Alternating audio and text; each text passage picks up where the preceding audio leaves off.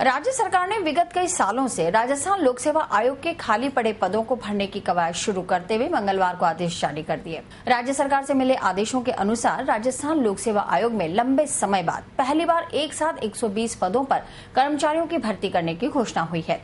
जिससे आरपीएससी कर्मचारी यूनियन में खुशी की लहर छा गई। भर्ती की घोषणा के साथ ही आरपीएससी में यूनियन के पदाधिकारियों ने आयोग के अध्यक्ष हबीब खान गौरान और आयोग के सचिव के पाठक को मिठाई खिलाकर अपनी खुशी का इजहार किया।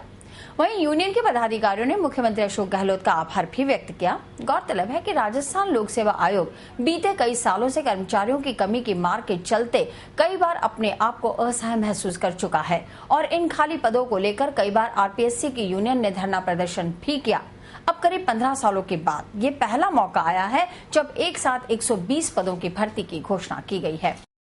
आयोग कार्यालय में विगत समय से स्टाफ की काफी कमी चल रही थी। माननीय अध्यक्ष गौरान साहब ने कार्यभार संभालते ही इस कमी को महसूस किया और यूनियन ने जो ज्ञापन दिया था उस पर सहमति व्यक्त करते हुए प्रशासन द्वारा अच्छी कार्यवाही की गई। तदनुरूप हमारे आयोग में पदों का एक बूम आया है। लगभग सरकार द्वारा 120 के करीब नवीन पदों का सृजन किया गया है, जिसके लिए राज्य सरकार, आयोग प्रशासन और विशेष रूप से आयोग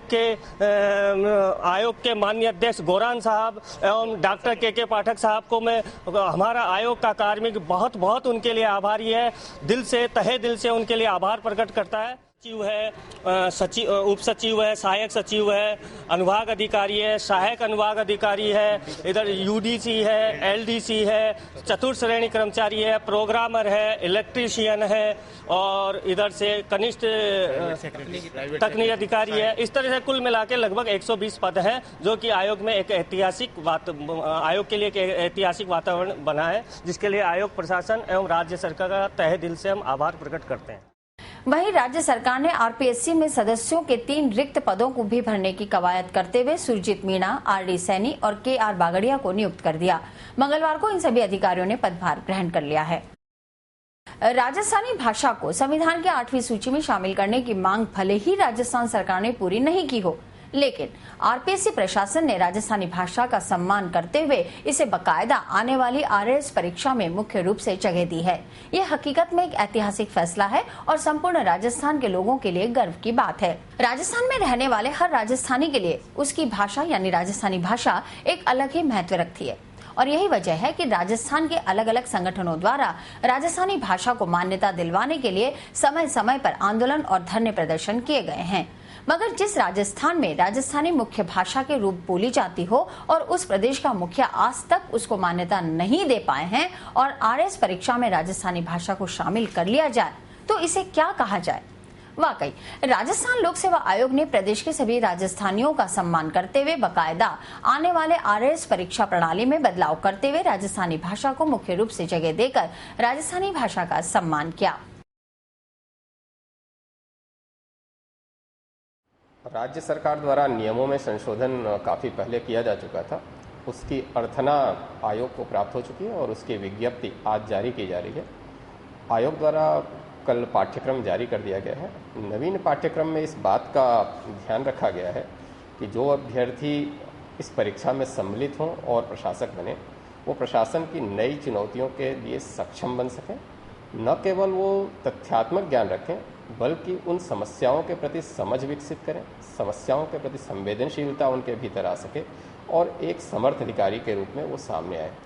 ये भी ध्यान में रखा गया है कि उनके ज्ञान की विविधता का पूरा उपयोग हो पाए और सभी विषयों, सभी संकायों के जो भी क्षेत्र होते हैं विषय ज्ञान के हमारे, उन सभी को सम्मिलित करने का प्रयास किया गया है। ये ध्यान रखने की कोशिश की गई है कि जो सिविल सेवा की तैयारी कर रहे हैं बच्चे, उनके भी कहीं उनकी तैयारी में आरएएस की तैयारी से कोई बाधा न उत्पन्न हो, इसलिए उससे काफ़ी हद तक समकक्षता स्थापित करने की कोशिश की गई है। और इसमें राजस्थानी साहित्य, उसकी बोलियों और साथ साथ राजस्थान की संस्कृति और समाज, इन सारे विषयों पर काफ़ी गंभीरता से चिंतन मंथन किया गया और प्रारंभिक परीक्षा और मुख्य परीक्षा, इन दोनों में इसका पर्याप्त हिस्सा रखा गया है। पहले जो ये हिस्सा लगभग 8% के आसपास होता था, उसे अब बढ़ाकर 25% करने का निर्णय लिया गया और 25% से हो सकता है ये कुछ ज़्यादा ही हो जाए और कुछ प्रश्न पत्रों में ये हो सकता है कि 30% भी पहुंच जाए। आयोग इसमें प्रश्न पत्रवार अपनी ओर से डिस्क्रिशनरी रूप में बढ़ा भी सकता है, लेकिन ये आश्वस्त किया गया है कि लगभग 1/4 प्रश्न जो होंगे वो राजस्थान से संबंधित हैं। ऐसा है कि आरएस के नए पैटर्न की एक्सरसाइज पिछले काफ़ी टाइम से चल रही थी और ये महसूस किया गया कि पुराने पैटर्न में कुछ संशोधन करके नया पैटर्न लागू किया जावे और ये नया पैटर्न खाली राजस्थान में नहीं बल्कि भारत के कुछ अन्य राज्यों में भी शुरुआत हो चुका है, जिसके अंदर कर्नाटका और महाराष्ट्र इसमें सम्मिलित हैं। और उसके बाद फिर हमने हमारे राजस्थान पब्लिक सर्विस कमीशन ने भी इस चीज़ को महसूस किया कि जहाँ 37 ऑप्शनल सब्जेक्ट थे और 4 कंपल्सरी सब्जेक्ट थे तो उनके पूरा प्रक्रिया पूर्ण होने में काफ़ी समय लगता था और 37 बड़े बड़े सब्जेक्ट, उसमें भी 2-2 पेपर, तो कुल मिलाकर के 104 प्रश्न पत्र हो जाते थे। उसमें स्केलिंग वाली बात भी थी और भी कई सारे इश्यूज थे, तो उन सब को ध्यान में रखते हुए और यही पैटर्न यूपीएससी ने भी आज से 4 साल पहले अडॉप्ट किया था कि सी-सेट जो प्रीलिम्स एग्ज़ाम होता है वो पहले जनरल स्टडीज़ के